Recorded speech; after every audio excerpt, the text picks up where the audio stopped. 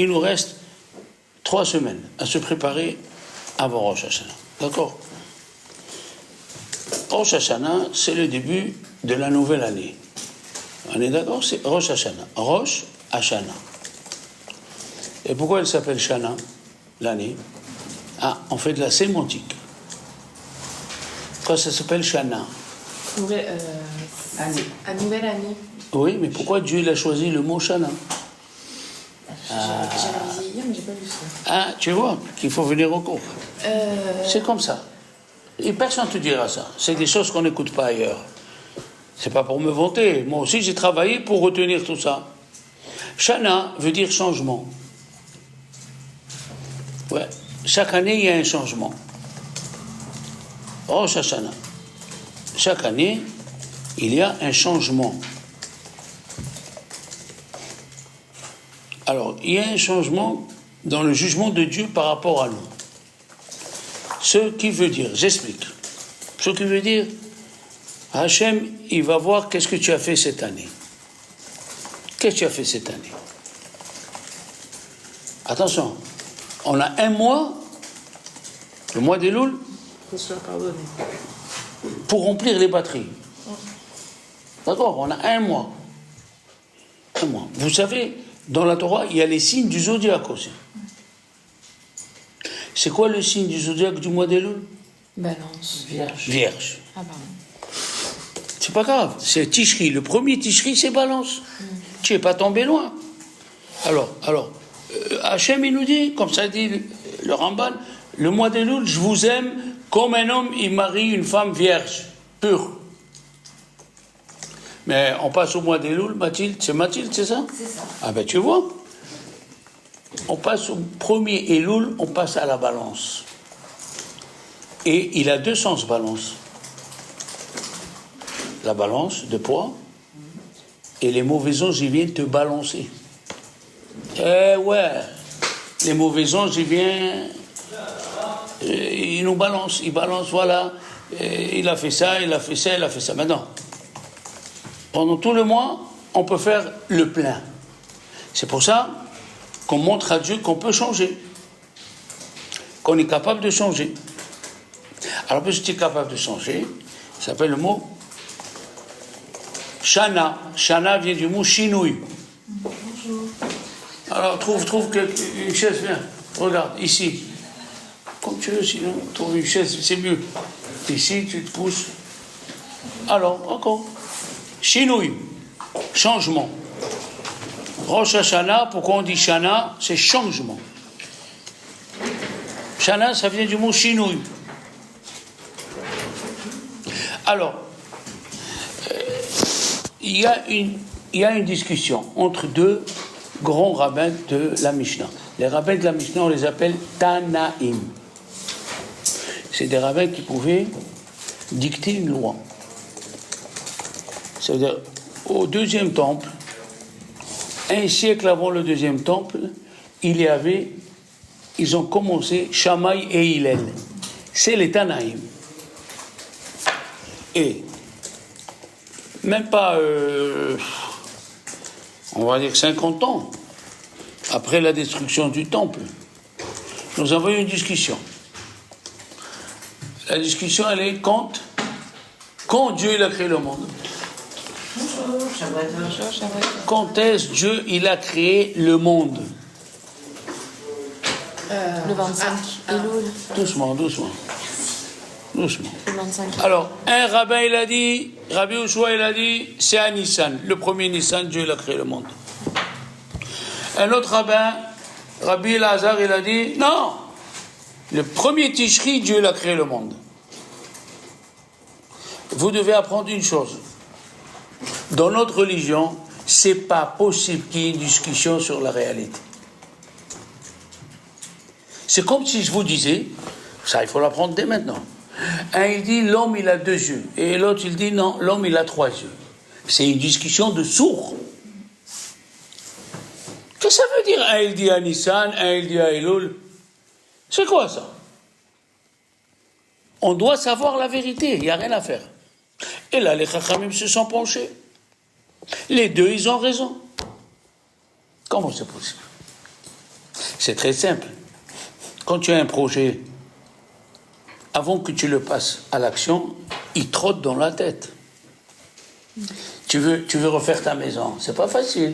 Les carreaux, les peintures, il y a les couleurs, hein, les pastels, pas pastels. Je connais ça, moi. On passe par des trucs. Avant d'arriver à l'action, il passe la gestation. Oui. Rabbi Yoshua ben Levi dit, quand Dieu il a voulu créer le monde, et c'est ce qu'ils disent les Chachamim, d'abord il a pensé comment il va le créer. Après, on va poser la question. Est-ce que Dieu il a besoin d'une préparation?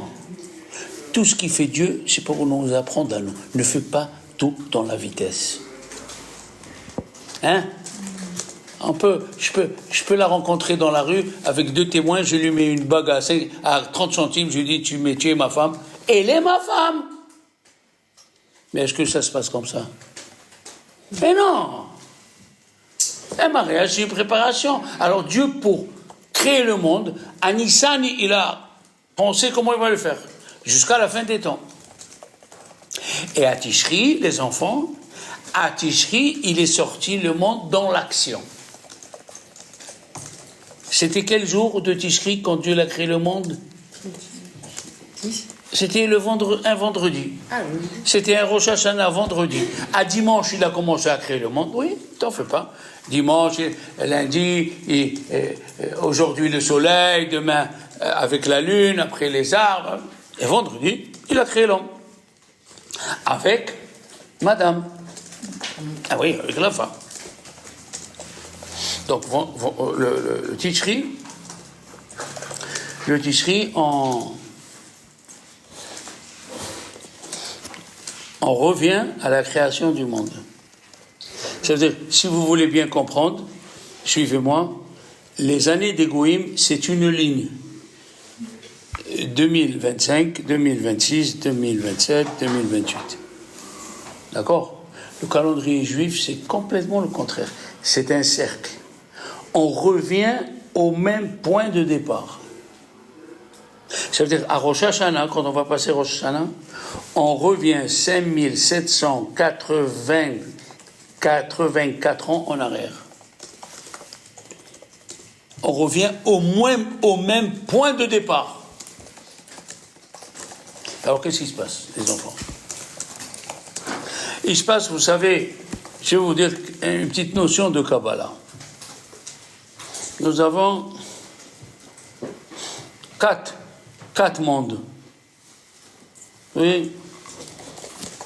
Atzilut, le monde de l'émanation. Beria, le monde de la création. Yetzira, le monde. Alors, Beria, c'est la création. Yetzira, donnez-moi un même mot que création. Commencement. Non. Yetzira, c'est quand tu crées quelque chose. Beria aussi, c'est créer. L'action. Non. Là, le dernier monde, c'est Asiya. C'est l'action. Atzilut, Beria, Yetzira et Asiya. Alors, le troisième monde. Le monde de l'émanation, le monde de la création. Alors, Atzilut. Ah, il manque le mot. Atzilut, c'est le monde de l'émanation. Beria, c'est la création. Yetzira, c'est la même chose, mais avec un autre mot en français.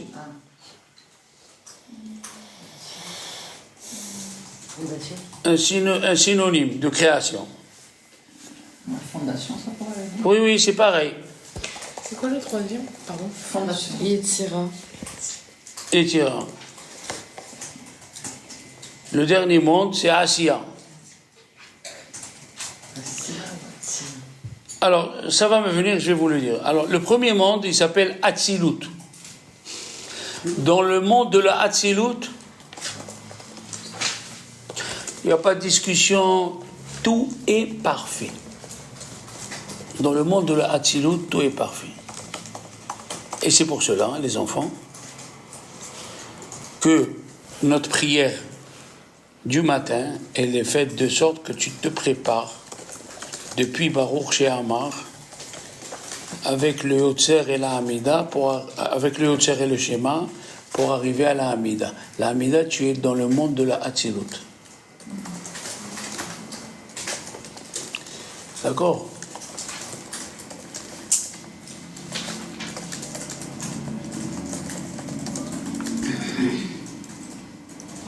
Et alors, à Rosh Hashanah, Corinne, le monde entier, on le refait. Le monde entier, Hachem, à Rosh Hashanah, tout ce qu'il a voulu créer depuis la Hatzilut revient à la Hatzilut, au monde de l'émanation.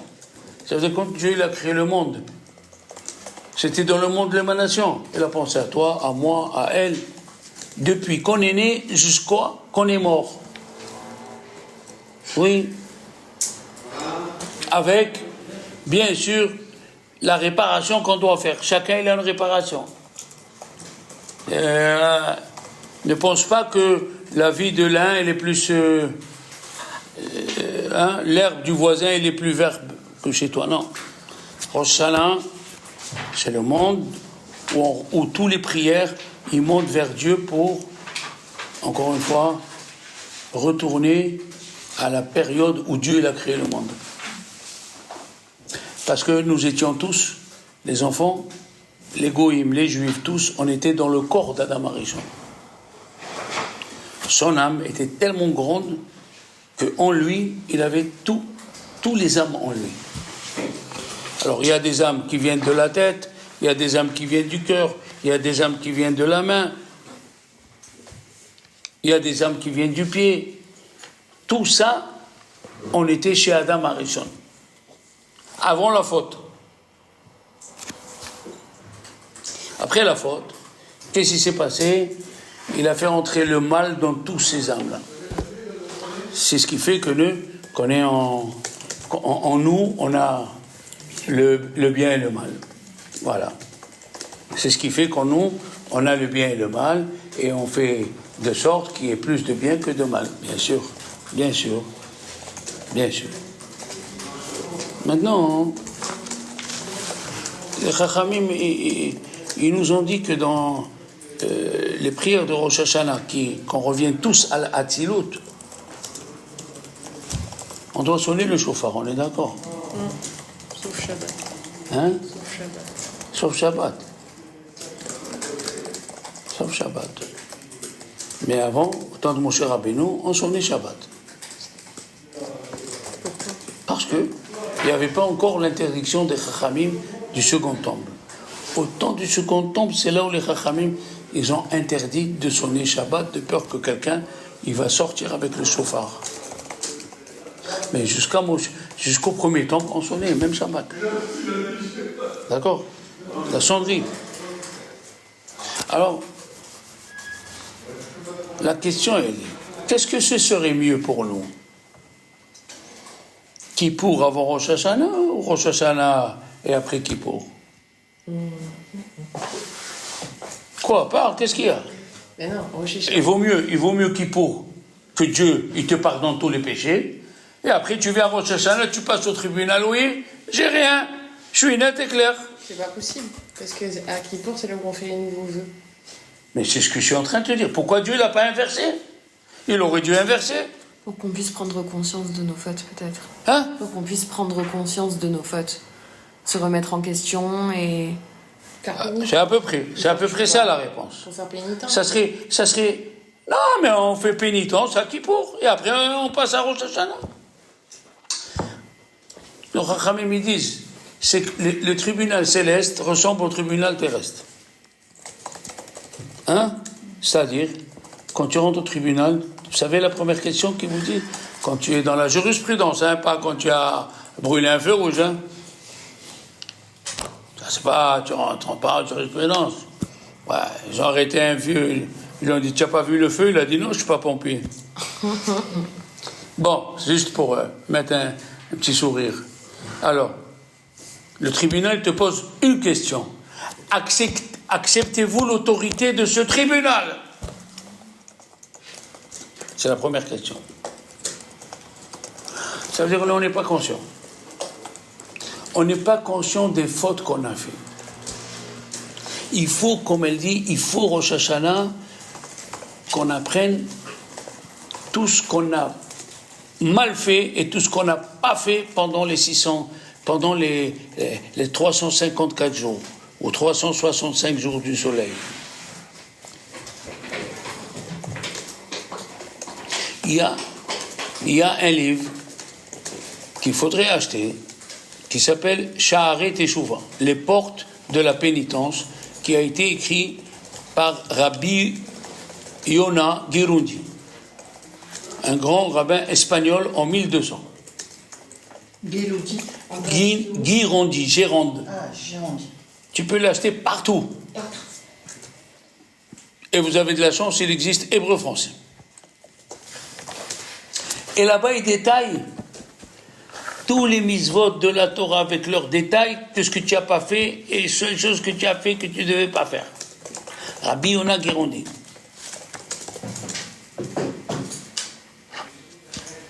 Le Shabbat, c'est innombrable, le Shabbat. Le Shabbat, c'est des questions qu'on n'en finit pas. On peut remettre sur la plate, mais il y a d'autres travaux interdits. Il y a des travaux de pétrir. Est-ce que je peux mélanger du fromage avec un yaourt? Ça ne s'appelle pas pétrir. Je ne vais pas rentrer maintenant dans le détail, mais il y a tellement de... Est-ce que je peux faire une mayonnaise Shabbat? Il y a beaucoup de choses. Est-ce que je peux mettre une minuterie et mettre le plat cru sur la plata? Est-ce que je peux mettre un pain? C'est plein de choses. Shabbat, il faut fixer tous les Shabbats au moins une heure pour apprendre les dinim de Shabbat. Donc là-bas, il écrit toutes les choses qu'on doit faire et on n'a pas fait, et toutes les choses qu'on ne devait pas faire et on les a fait. Donc avant que tu passes à Kippour, tu dois prendre conscience qu'est-ce que tu as fait. Et ce qui est étonnant, c'est qu'à Rosh Hashanah, il n'y a pas de vidouille. On ne se confesse pas. Et pourquoi? Normalement, on devait se confesser. Comme elle a dit tout à l'heure, Rosh Hashanah, tu vas accepter d'abord l'autorité de Dieu. À Rosh Hashanah, les gens pensent que la fête, c'est dans la tête du mouton. S'ils n'ont pas la tête de mouton, ou la tête du poisson, c'est pas Rosh Hashanah. C'est pas ça du tout, Rosh Hashanah. Rosh Hashanah, c'est une fête d'introspection. Il n'y a même pas de vidouille. Pourquoi? Parce que la fête de Rosh Hashanah, elle est dans le monde de la Hatzilut entièrement. À Kippour, l'année est là, elle est dans la Hatzilut. On va voir. À Kippour, au moment de l'année est là, Dieu il est seul. Ça veut dire même si tu as 300 000 accusateurs, il est le roi. Comme tu es sympathique, tu rends service aux gens, les gens ils t'aiment bien, tu écris une bonne année. C'est lui qui décide, c'est comme ça. D'accord? Donc Rosh Hashanah, si tu veux savoir, Alexandra, si tu as passé un bon Rosh Hashanah, ils disent les kabbalistes, si tu t'es pas énervé. Aïe, aïe, aïe, aïe. Maintenant que tu l'as appris, le Satan, il va t'énerver. Parce que tu as appris. Tu as mis la table, et bien, tu as invité ton beau-frère, tu as une petite naisse, et sa jupe s'est accrochée à la nappe. Elle a couru et toute la table, elle est par terre. What do you do? Oui, c'est ça. Tu dis, merci mon Dieu qu'il n'y avait pas le plat. Voilà ce que tu dois dire. Oui, le Satan, la Rosh Hashanah, ou la veille de Rosh Hashanah, mon copain, la veille de Rosh Hashanah, l'après-midi, je vous dis, ce soir sur Rosh Hashanah, sa fille, elle jouait avec son fils, elle a tourné le bras, elle lui a déboîté, à la Timoun. Il me dit, mais qu'est-ce que je fais? Rav Shalom, qu'est-ce que je fais? Je lui ai dit, tu as fait un bon mois de slichot. Tu as donné de tzedaka. Tu as prié, je t'ai vu. Je ne pense pas que c'est Dieu, ça, c'est le Satan. Il veut te décourager, il veut que tu regrettes tout ce que tu as fait. Il m'a dit, oui, mais c'est quoi dans la réalité? Je dis, je pense, comme tu es un homme pieux, tout va s'arranger. 1 heure après, il était chez lui. Qu'est-ce qu'il me dit? Il me dit, l'infirmier lui a dit, vous savez, pour faire la radio, on est obligé de lui tourner la main de ce côté. En lui tournant la main, il a remis les os à sa place. Il a fait comme ça. Il a dit, vous pouvez prendre votre fils, il n'a rien. C'est comme ça. Ou un autre, il m'a dit, le soir de Rosh Hashanah, tu m'écoutes? Le jour de Rosh Hashanah, il dormait, il entend zzz. Il fait rentrer la main, il a un moustique dans l'oreille. Alors qu'est-ce que tu as fait? Il m'a dit, j'ai pris la pince à épiler de ma femme. Je l'ai fait rentrer, je l'ai sorti. Je lui ai dit, tu l'as tué, non? Il m'a dit, alors, c'est comme ça. Le Satan, quand tu te prépares bien pour une fête, il veut te la gâcher pour que tu regrettes. Les femmes aussi, ils mettent la maison en l'air, ils font des bons plats, du pain, des gâteaux pour que l'année elle soit bien, le miel pour tremper, le machin, le vin blanc, parce qu'à Rosh Hashanah, on fait le kidouche sur le vin blanc. D'où? D'accord? Oui, si il ne le fait pas, eh ben, faites-le. C'est une bonne coutume. Le vin blanc, d'où, si c'est possible, pour que le blanc signifie le pardon et tout. Hein. Les Juifs de Constantine, moi j'ai pris la coutume chez les Juifs de Constantine, ils laissent le miel depuis Rosh Hashanah jusqu'à Hoshana Rabbah sur la table. C'est une bonne coutume de dire que l'année elle soit douce. D'accord? Alors maintenant, mes élèves, ils savent quel miel j'aime. J'ai déjà reçu 4 pots. Jusqu'à la maison. Rav Shalom, j'étais à la montagne. Voilà le miel de châtaignier. Ah, Toda Rabba. Deuxième élève, troisième élève. Ma petite fille. Papi, j'étais à la montagne, je t'ai pris le miel de châtaignier. Oh là là. Mais... Ils sont tous cachés. Et miel de châtaignier. Mais là, je suis diabétique, je peux plus prendre le... Non, je peux tremper, bon. Ça va pas, diabète le premier, diabète numéro 2. Tous les miels ne sont pas cachers. Il y a des miels de frelons. Les frelons, ça marche. Ouais. C'est le Rav Yehia Touboul de Lyon qui a découvert qu'il y a des miels de forêt qui sont fabriqués avec les femelles de frelons. Il faut faire attention. Oui. Le frelon, il est pas cacher.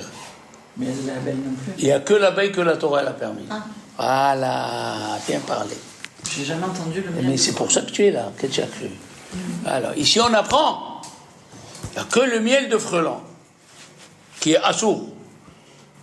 Il y a un autre miel qui vient d'Asie. Et les gens, peut-être vous avez vu ça sur YouTube, c'est des Asiatiques qui, en Indochine, ils montent 5000 mètres pour prendre du miel qui est aphrodisiaque. Tu le manges, tu tournes la tête. C'est de frelons, pas d'abeilles. Et il vaut 5000 € le kilo. Bon, tu n'habites pas en Indonésie, madame. Voilà, grâce à Dieu. Tu as le miel d'acacia, tu as... Ce qu'il faut éviter, puisque tu as parlé, quand c'est écrit miel toute fleur. Je ne sais pas laquelle.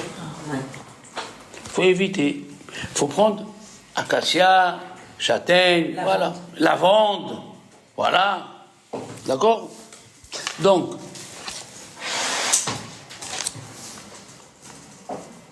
alors il y a qui ont dit en rigolant, hein, Isha, une femme, Aleph Yuchin, c'est 311. Vous me suivez? Et des vaches et le miel, 311. Il prie que sa femme elle soit douce cette année, quoi. C'est bien, c'est gentil. Moi, mon Rav, il m'a dit, c'est mieux que tu trempes, au lieu de tremper la pomme dans le miel, trempe ta langue dans le miel, parle bien pendant la...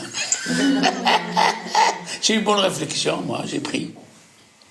Alors, donc à Rosh Hashanah, on revient tous à l'état premier. Et on va voir quelle nouvelle mission Dieu va nous donner. Quelle nouvelle mission Dieu va nous donner. Alors il va voir.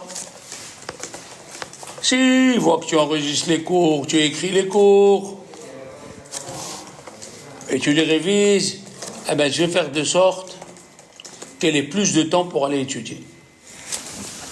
D'accord? Alors, à Rosh Hashanah, on change la Hamida et on dit Amelech HaKadosh. On ne dit pas Akel HaKadosh, Amelech HaKadosh. Alors, la première bénédiction de la Hamida, Magen Avraham, vous avez compris, c'est par rapport à Avraham. La deuxième bénédiction, Mechaya Metim, c'est par rapport à Yitzhak parce qu'il allait mourir sur l'autel. Et la troisième bénédiction, c'est par rapport à Yaakov. Comme c'est écrit dans le prophète, vous sanctifierez le Dieu de Jacob. D'accord? Et Kedosh Yaakov, ve'et Eloké Israël. Elle est tellement importante pendant les 10 jours. D'accord? Si tu t'es trompé, tu as dit à quel Akadosh, ils ne sont pas passés 2 secondes, le temps de dire bonjour mon maître, Shalom Alecha Rabbi, le temps de dire bonjour mon maître, et tu as repris à quel Akadosh, tu es acquitté. Mais s'il est passé le temps, si tu as dit à quel Akadosh et tu as continué, ils sont passés 2 secondes et quelques, tu dois refaire la Hamida depuis Hashem Sefatay. Tu dois refaire la Hamida. Hashem Sefatay Tiftah.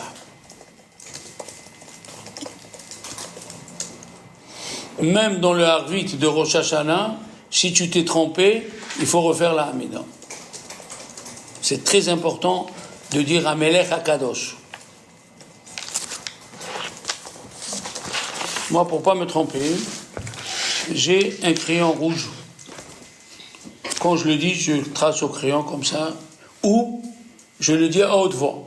Comme ça, il dit, Rabbi Moshe Bar Nachman, si tu dis Amelech HaKadosh à haute voix, tu es sûr que tu ne vas pas oublier.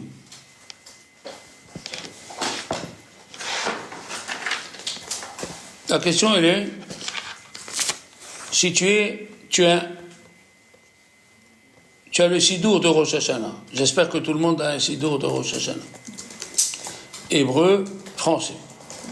Que tu comprennes ce que tu vas dire. Rosh Hashanah, il faut avoir un Sidour pour que tu comprennes ce que tu vas dire. Alors, à Rosh Hashanah, tu as continué la Hamida et tu ne sais pas si tu as dit Amelech HaKadosh ou pas. C'est un problème. Nous disons que tu as récité ce que tu as l'habitude de dire et il faut refaire la Hamida. Donc, c'est pour ça qu'il faut faire très attention dans la Hamida de Rosh Hashanah. Si tu as un doute, si tu as dit Amelech HaKadosh, dans la Hamida de la semaine, excusez-moi. Parce que si à Rosh Hashanah tu as un doute, là ça dépend. Si tu suis le livre, si tu suis ton Sidour, nous disons que c'est sûr que tu as dit Amelech HaKadosh. Si tu suis ton Sidour, le Sidour de Rosh Hashanah. Mais pendant la semaine, qu'on a un Sidour de Chol, si tu as un doute, si tu as dit Amelech HaKadosh ou pas, tu refais la Hamida.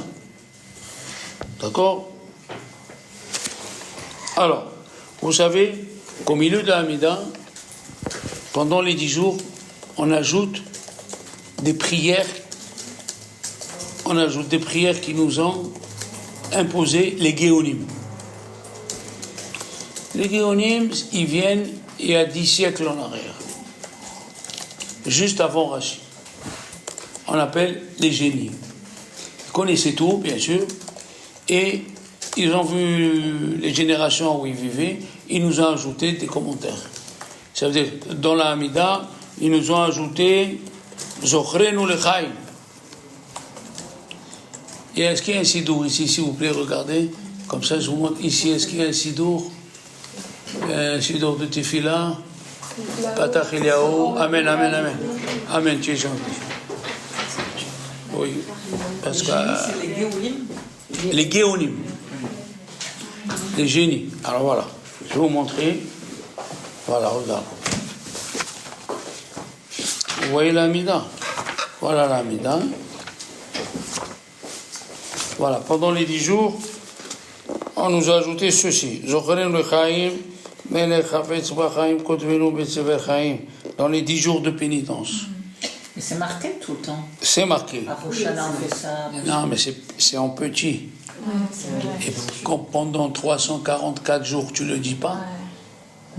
Par habitude, je peux ne pas le dire. Mais bien sûr, l'habitude, elle est très forte. Tu as ici, Micha Mocha, Avar Haman Zocher et Shoab Hamim Lehaim. Et après, ouais. Il n'y a que ces deux-là ici. Après, ici, dans le Modim,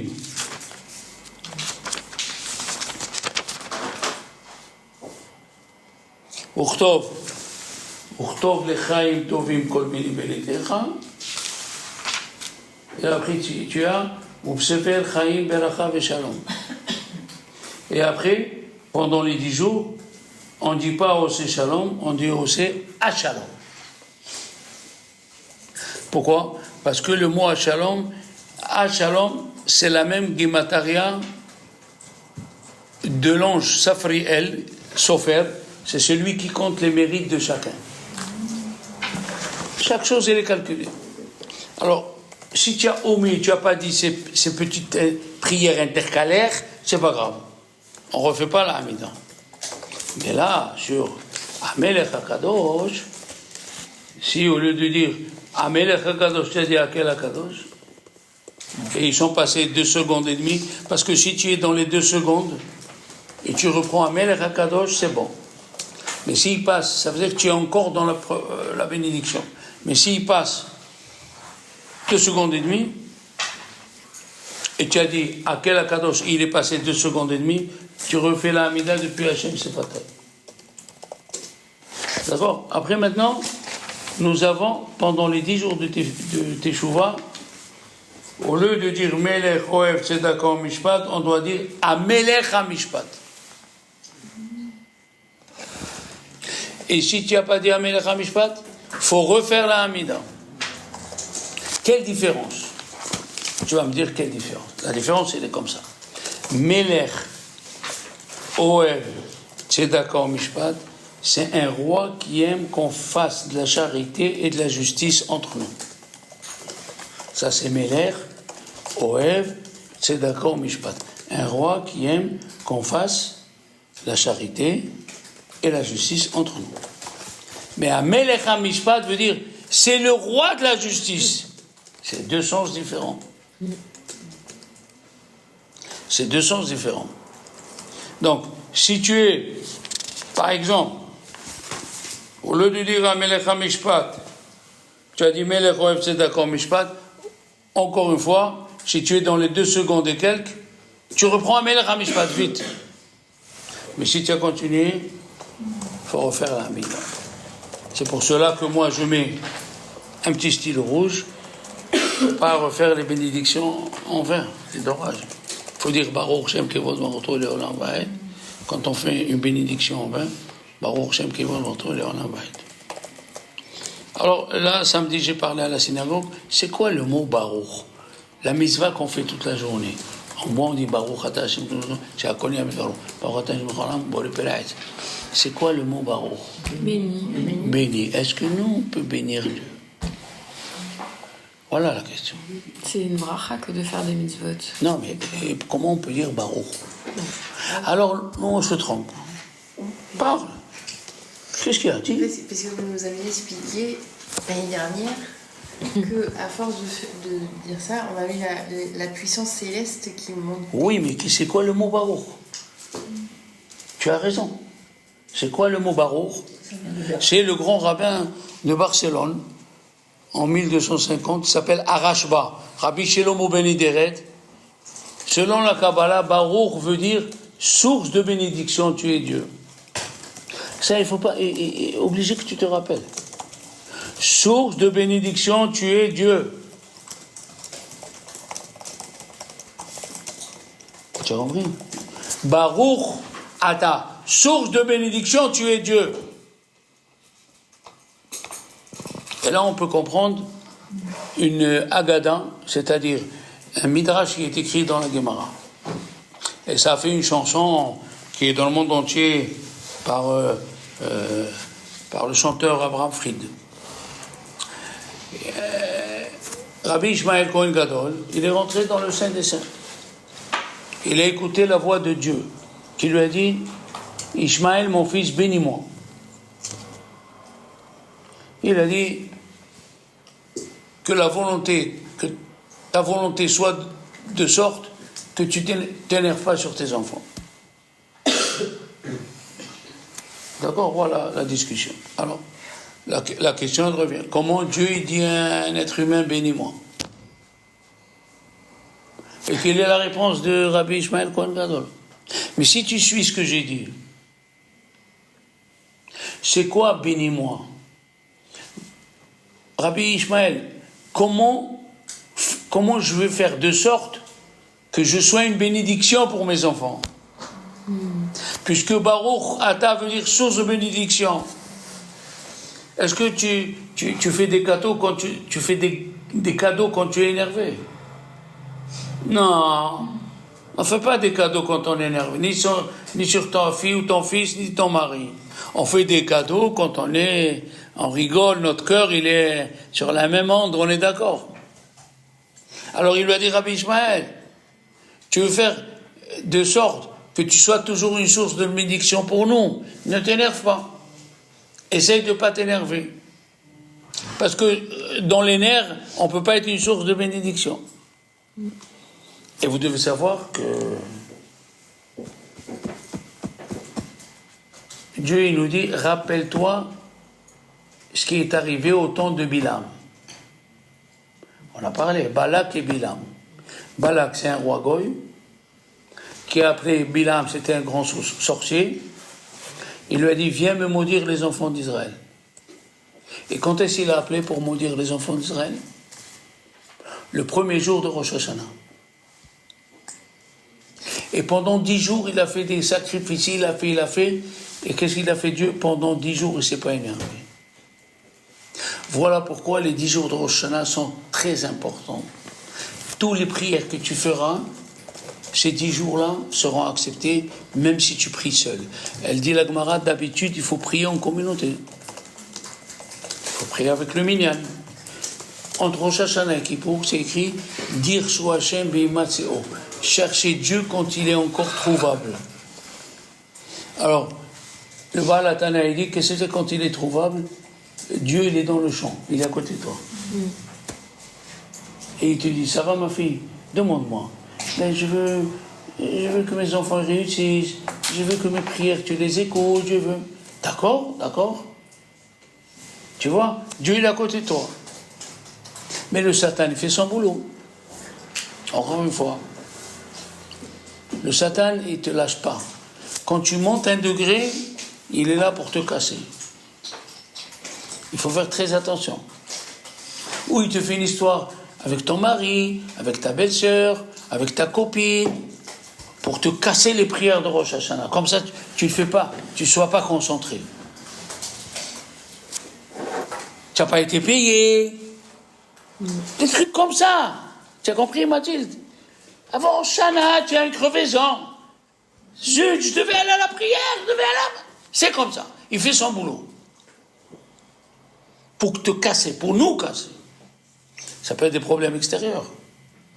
Ça peut être des problèmes médicaux. Ah, monsieur, il faut approfondir les analyses du foie. Ma foi.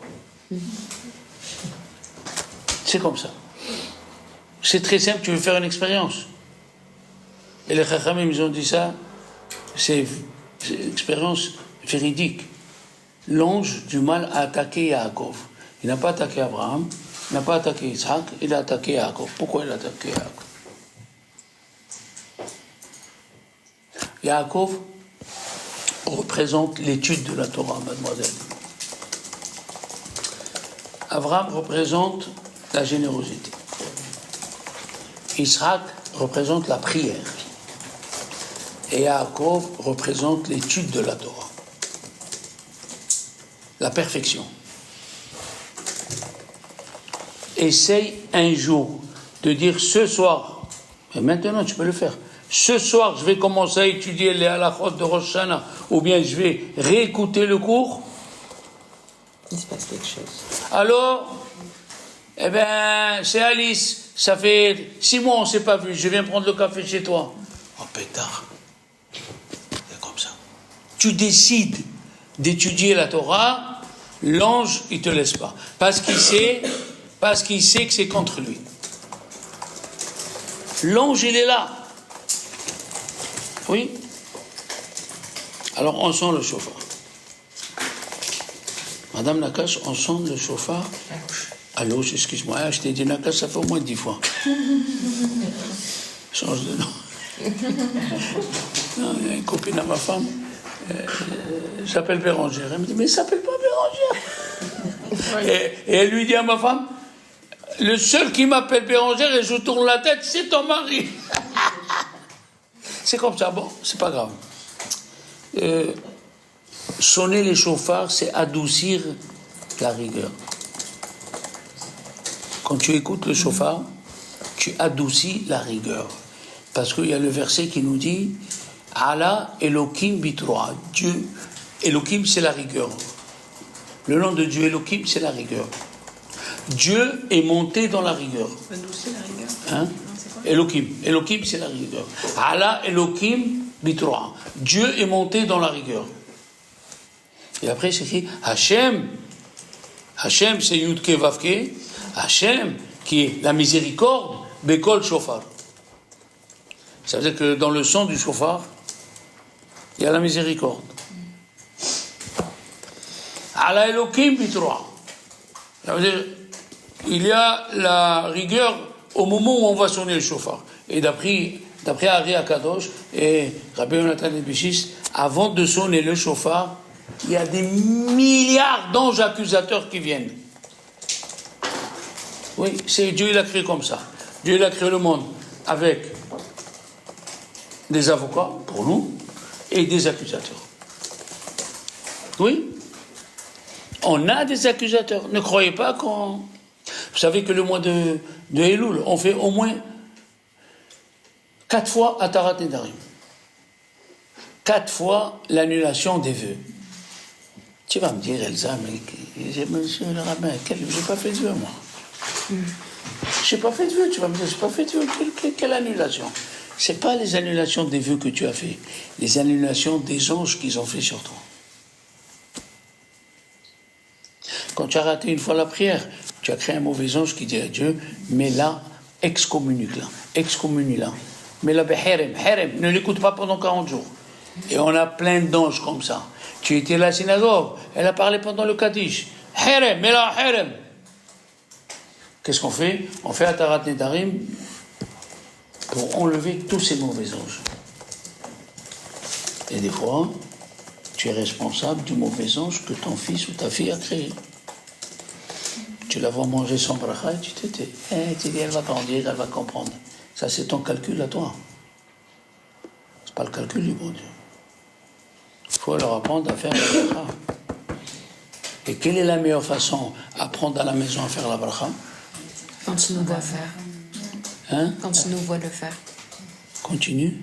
Je pas entendu. C'est le mimétisme, le fait que moi je fasse la bracha. Exactement. Si toi, tu fais la bracha à haute voix, il va avoir une influence.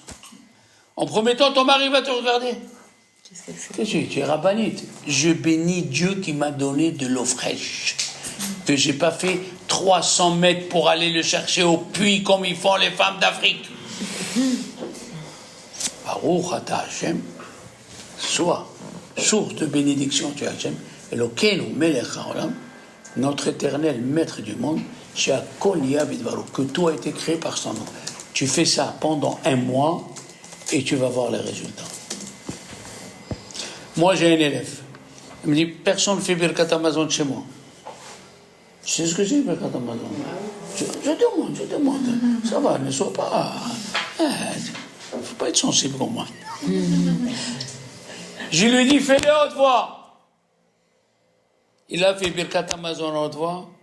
Il m'a dit, 3 mois après, tout le monde fait Birkat Amazon.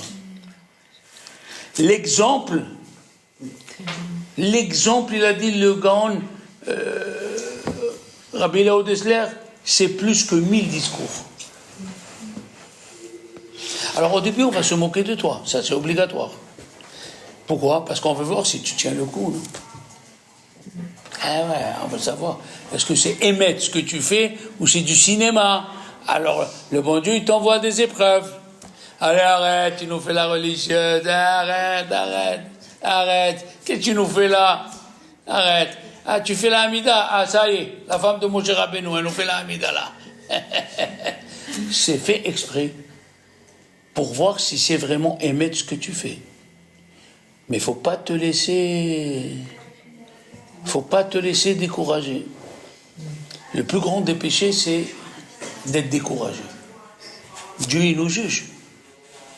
Et il nous aime. Faut pas oublier. Dieu, c'est la justice, c'est sûr. On le voit, malheureusement, le 7 octobre, il y a 1 an et demi, 1400 morts, plus 400 soldats qui sont morts. C'est la justice, ça. Tu vas pas aller chez la maman qui a perdu un fils de 20 ans, tu dis Dieu il t'aime, tu sais, Dieu il t'aime. Il faut savoir quoi parler. Il faut savoir quoi dire. On est responsable, nous les vivants, on est responsable de ceux qui sont morts. On n'a pas prié assez. Dieu il est gentil, c'est sûr.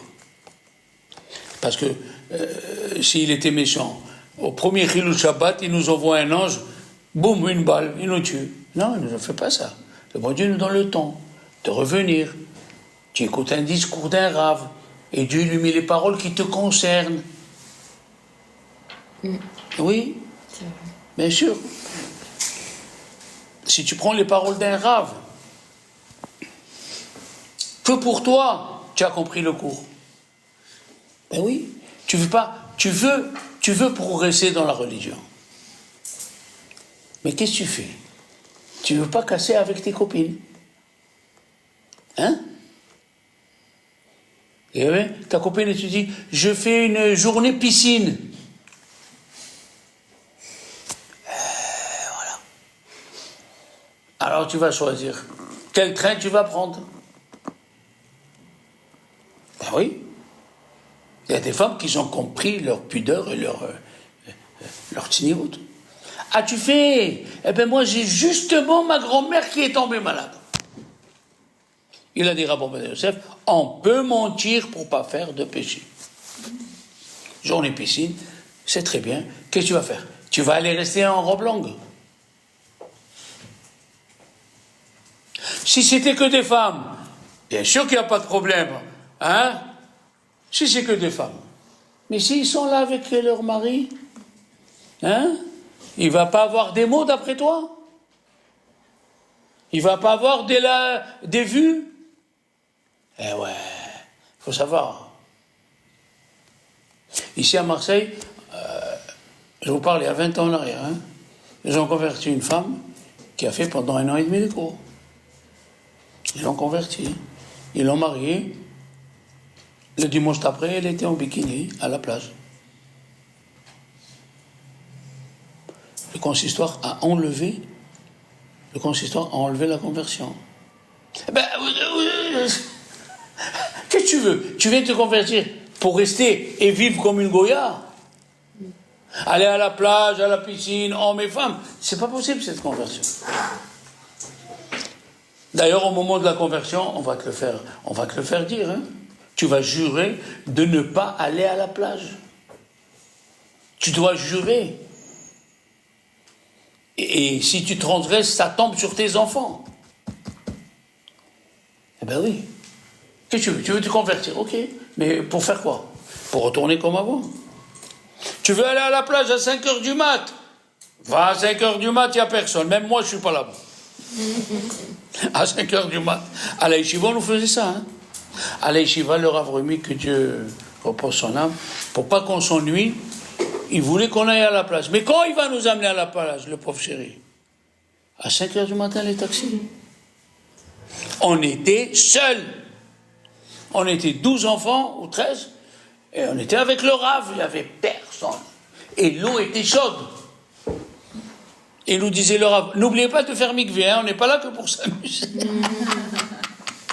On finissait 7h moins 5, le premier couple qui arrivait, les enfants, allez, hop, on retournait à l'Eshiva, on faisait la prière, et bien sûr, on était morts. On se levait à midi, 1h. Vous avez couché? 5h du matin, attends, et tu nages 2h, 3h, comment tu es? Et Madame Rumi, Chalita, que Dieu lui donne une longue vie et nous préparait à manger, et s'occuper de nous comme ses enfants. C'est ça la conversion. Et une fois, il a dit, il a vu les enfants, les pauvres, ils n'étaient pas bien, il a dit, bon, on ne peut pas aller à la plage maintenant, c'est vrai? On a dit oui, là, arabe. Il a dit, on va aller à Toulon et on va chercher une plage où il n'y a personne. On est parti à Toulon en train. Et on rigolait, on chantait dans le train, on va aller à la mer. On a fait 20 km après. À pied, on a fait, à Toulon. Il a dit, les enfants, il n'y a pas d'endroit. On retourne à Marseille, on fait Minhar. Ça ne nous a pas gênés. On était attachés avec Dieu. À chaque instant, tu dois être attaché à Dieu. Je vous ai raconté qu'il y avait un grand rabbin qui s'appelle Rabbi Nathan Shapira. Pour ceux qui veulent aller à Prague, ça vaut le coup, il est enterré à Prague. En 1520. C'est un kabbaliste, tous les soirs il avait Eleonavi qui venait étudier avec lui. Et alors, un matin il s'est levé, il a dit à sa communauté, après la prière, je vous quitte. Pourquoi Rav? Pourquoi? Tout le monde savait qui c'était. C'était un poids lourd, quoi. 1 heure après, il dit, bon, je quitte pas Prague. Il a dit, pourquoi? Qu'est-ce qui s'est passé? Il a dit, ils sont venus me voir 2 personnes. Un juif riche, religieux, et un juif boulanger, boulanger, pauvre, religieux. Il a dit, regardez, c'est Mathilde, c'est fou. Le riche, il est venu, il a dit, voilà, ce monsieur, c'est un monsieur qui sait étudier la Gemara, la Torah. Et il est boulanger. Et moi, je lui ai dit, je te paye tous les jours ce que tu dois faire en boulangerie, rien qu'assis-toi étudier. Il a dit, d'accord. Après 6 mois, Alexandra, le monsieur lui a dit non. Je veux plus m'asseoir étudier. Je veux retourner être boulanger. Il lui a dit, le Rav, pourquoi? Voilà, il te paye. Il a dit, Rav, quand j'étais boulanger, je me levais à 4 heures du matin, je faisais mes brachot et je commençais à prier Hachem. Je fais de sorte que quand je tamise la farine, qu'il ne tombe pas un charançon. Après, je pétrissais, je dis Hachem, fais de sorte que ma pâte, elle lève bien. Après, le temps qu'elle lève, j'allais faire ma prière, je revenais, j'ai dit Hachem, aide-moi que je forme bien les pâtons. Après, je fais rentrer au four. Hachem, fais de sorte que ça ne brûle pas. Après, il sortait le pain et dit Hachem, fais de sorte que les juifs qui vont manger ce pain, parce qu'il habitait le quartier juif, qui mangent pour te servir en bonne santé. Et toute la journée, j'étais avec Dieu et je parlais avec Dieu. Hein, Alexandra, c'est ce que tu fais. Il a dit, depuis qu'il me paye et je suis toute la journée en train d'étudier, je ne parle plus avec Dieu. Il lui a dit, Rabbi Nathan Shapira, il a raison. Laisse-le parler avec son père. Tu vas au boulot. Hachem, fais de sorte que la route soit claire. Hachem, fais de sorte que j'arrive, que je soigne les gens bien. C'est une mitzvah de soigner les gens. Même les goïms, c'est une mitzvah de les soigner. Hachem, fais de sorte, ma fille qui est en voyage, mon fils qui est en Israël, fais de sorte qu'il soit... Et toute la journée, tu es avec Dieu. Toute la journée, tu parles avec lui. C'est ça ce qu'il a demandé Dieu dans la paracha. Ubo titbak. Colle-toi avec Dieu. Tu veux faire une beracha. Source de bénédiction, tu es Dieu, maître du monde, celui qui a créé le fruit de l'arbre. Hein? Quel fruit de l'arbre tu aimes le plus? Exemple. L'olive. Non. La pomme française va. Moi, la pomme et la poire, les deux. Chacun, la pastèque. Qui c'est qui n'a pas profité de pastèque cet été? Oh là là, le melon. Sois Baruch Ata Hashem, source de bénédiction, tu es Dieu qui a créé le fruit de la terre. On te l'amène du fin fond du Maroc et les étoiles sur la table. Madame Alouche, l'ananas, il est bon. Il est venu de Costa Rica, il a fait 7000 kilomètres pour toi. Et Dieu nous amène tout. Hein? Tu as acheté une belle robe, elle te va bien, pas trop large, pas trop serrée. D'où elle vient? Du Sri Lanka pour toi. Ah oui, il est. À combien? 12 €. Alibaba et les 40 voleurs. Ah oui, j'ai une bonne racontée. Bon, ça va. C'est juste pour te dire que tout ce qu'on a, Dieu il nous les amène. Vous savez que pendant un certain temps, il manquait des œufs en France. Oui. Et on les a amenés d'Ukraine, madame, d'Ukraine. Les poules d'Ukraine. Tu es là, tu trouves tout, tu es un pays où tu trouves... Il ne faut pas remercier Hachem. Bien sûr, il faut remercier Hachem. De tout ce qu'il nous a donné. Et c'est ça le mois d'Elul. C'est un mois d'affection avec Dieu. Ani les dodi vedodile. Alors voilà pour un début les enfants. Voilà.